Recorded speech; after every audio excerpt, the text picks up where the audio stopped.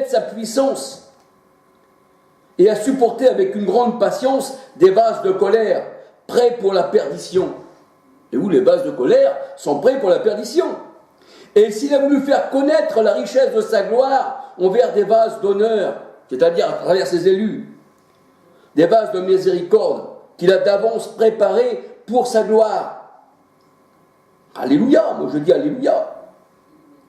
Alors pour les vases, voyez, pour les vases d'honneur, eh bien vous voyez ce que le Seigneur veut de nous, pour que nous soyons vraiment des vases d'honneur. Dans 2 Timothée 2, 20, 21, 2 Timothée 2, 20, 21, Romains 1, verset 24.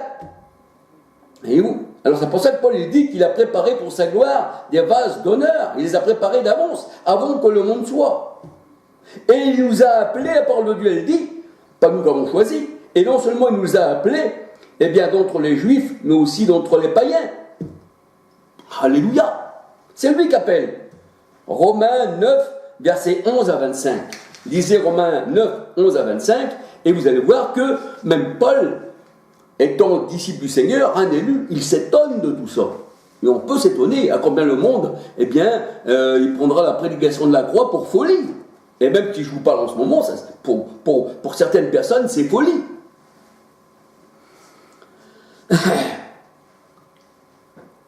Les questions de Paul au sujet des vases d'honneur et de déshonneur, créés même par la main de Dieu, le potier, nous laissent sans voix. Ah oui, ça nous laisse sans voix. Parce qu'on voit que c'est Dieu qui fait le bien et le mal.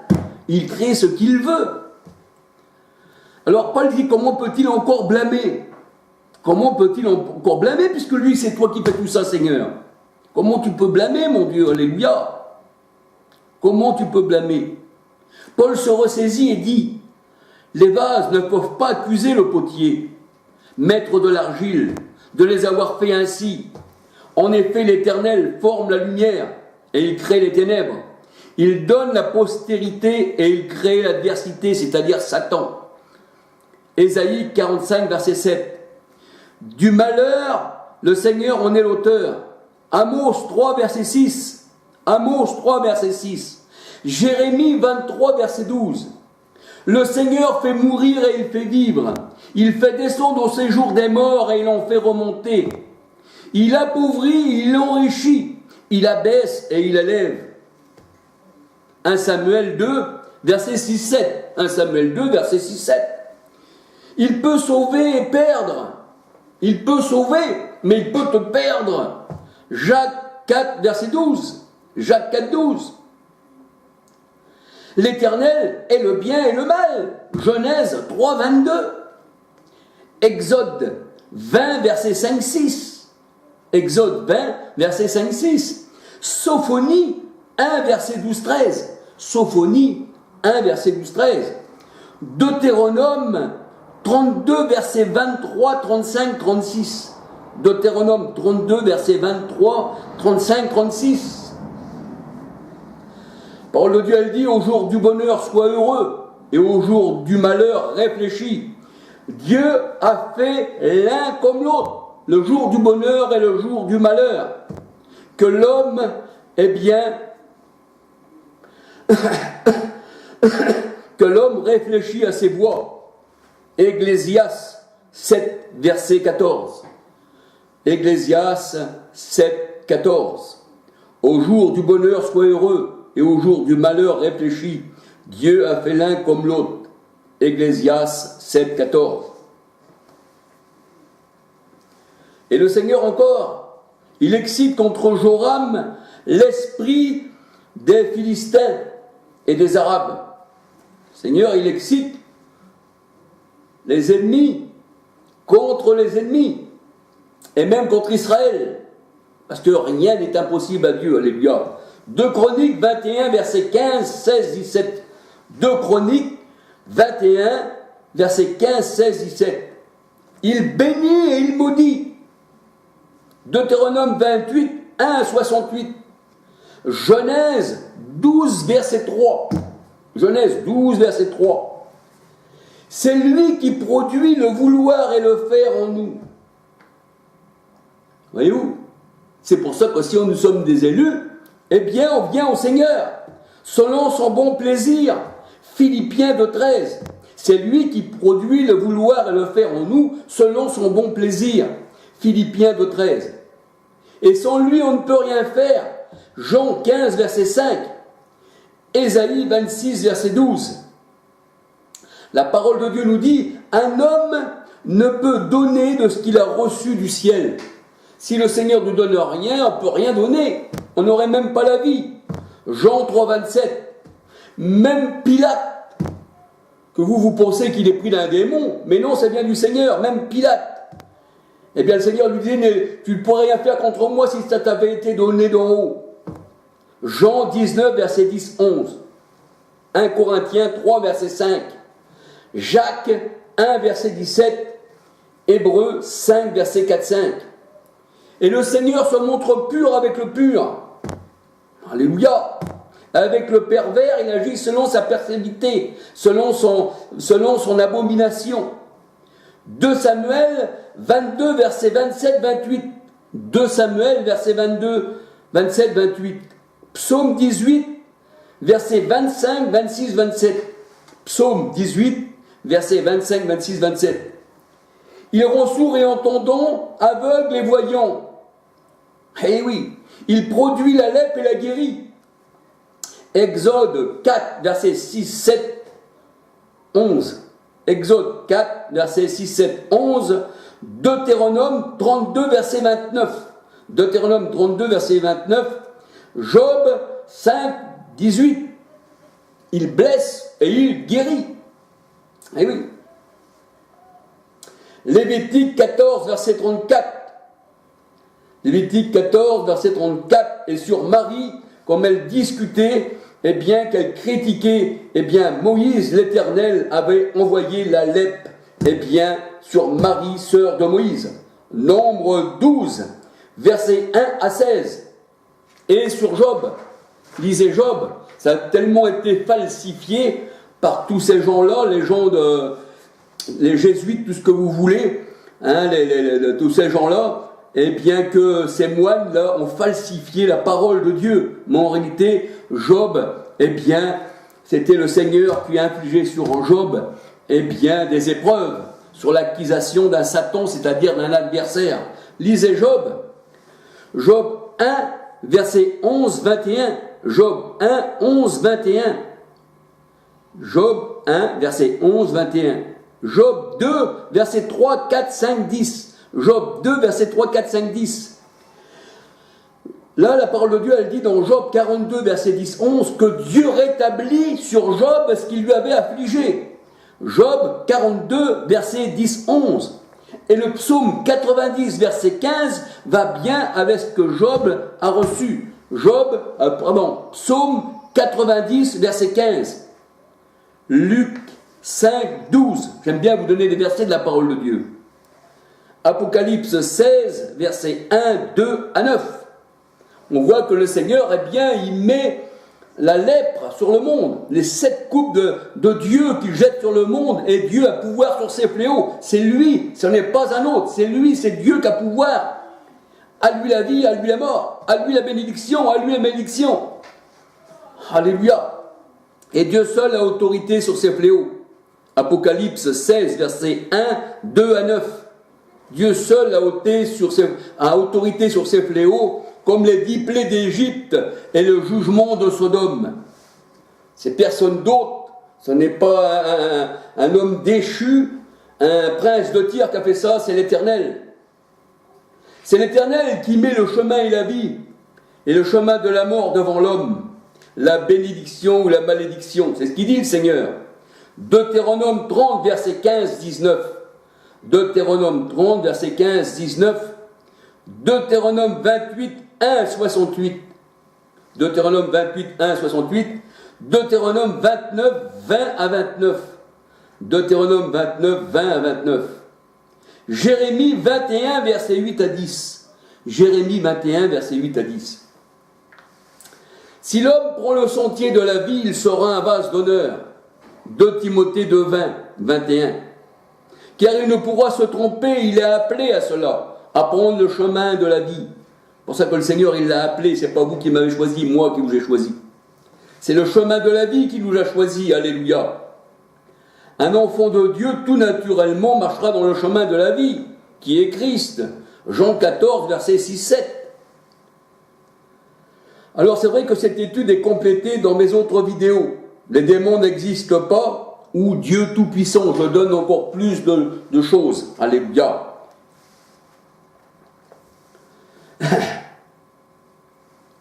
Alors on peut se demander aussi pourquoi certains insectes ne durent que quelques heures et des autres des mois. Mais ça c'est le Seigneur qui voit ça, alléluia. Et pourquoi que le méchant travaille à son malheur? Parce que le Seigneur dit, celui qui me haït nuit à son âme. Le méchant est préparé par le Seigneur. Le Seigneur dit, j'ai fait le méchant pour le jour de son malheur. J'ai fait le méchant pour le briser. Alors le méchant, c'est vrai, travaille à son malheur. Et pourquoi? Pourquoi la terre est-elle sur le vide et qu'elle ne tombe pas? Eh oui, le Seigneur dit, elle est posée sur le vide et elle ne tombe pas. Pourquoi Dieu a-t-il créé le serpent? Genèse 3:1. Et le méchant pour le jour de malheur, c'est ce que je viens de vous dire. Et la parole de Dieu, elle dit, il maîtrise ses élus. Il maîtrise ses élus. Il maîtrise celui qui s'égare et il fait égarer les autres. Mais ça, c'est le Seigneur. Job 12, verset 16.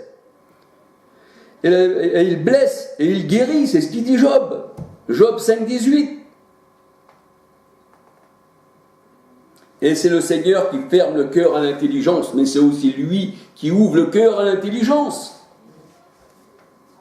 Il donne à l'homme, au monde, un esprit d'égarement. 2 Thessaloniciens 2, versets 10, 11, 12.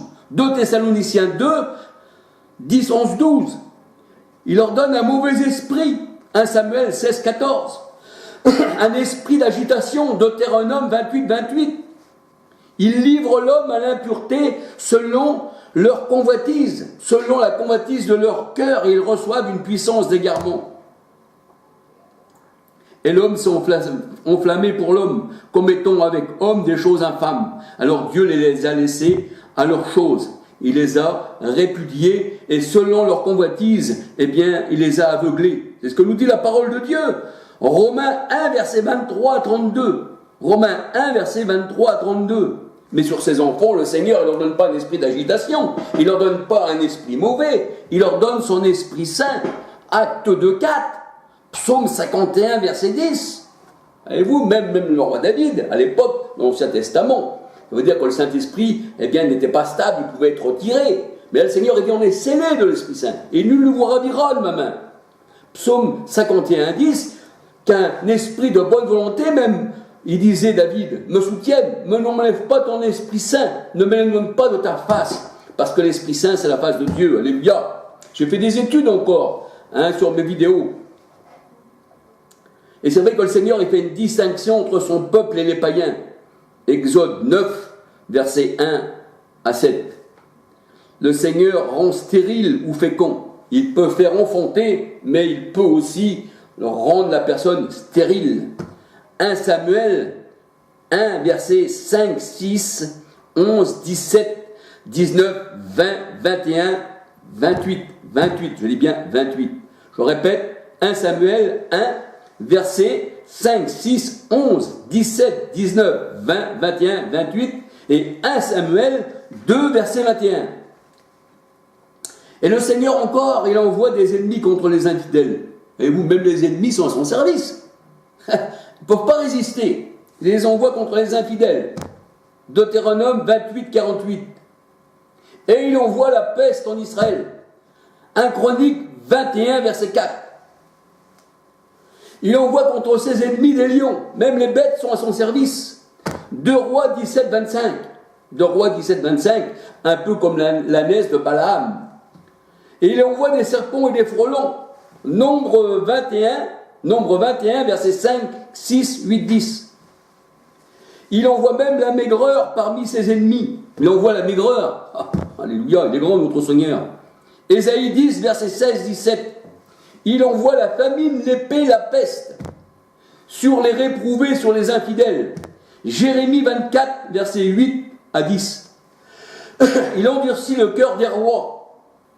Et oui, comme Pharaon. Exode 7, verset 3. Daniel 2, 21.